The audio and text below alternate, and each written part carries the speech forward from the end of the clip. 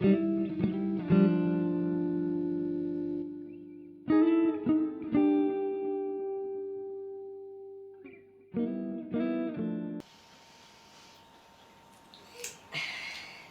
we're now in our 50th year Of yourself. marriage. I met Jack at school when I was 16 and he was 19. Then over to you. Well, we both retired at this point in time. We were both in teaching, and we came from a local mining community not too far from Durham, and we worked in schools outside of Durham City, and we've now retired and we do voluntary work within the city, and we have done voluntary work in Africa as well.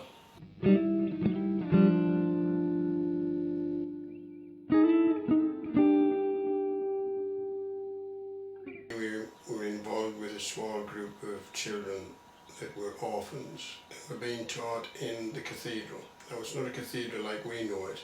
It was basically a, I don't know, it was mud and wattle or Oh, they made some bricks. yeah, with a dirt floor and this sort of thing, open windows, no glass.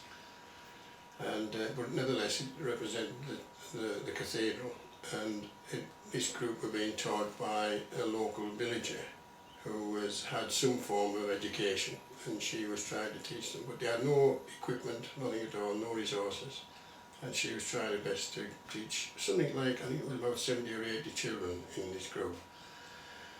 And that was what we did at first. We sort of centred around them, and we tried to encourage them and tried to give them some assistance. And then when we went out again for the project that Karen was referring to, then we took equipment to them, and basic equipment, pencil and exercise book.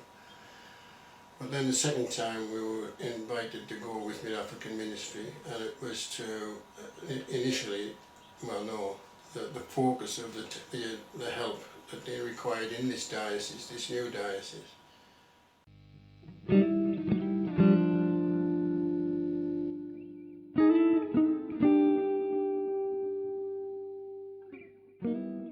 And I was quite a studious, quite a shy young person then, but I did love studying and being an avid reader.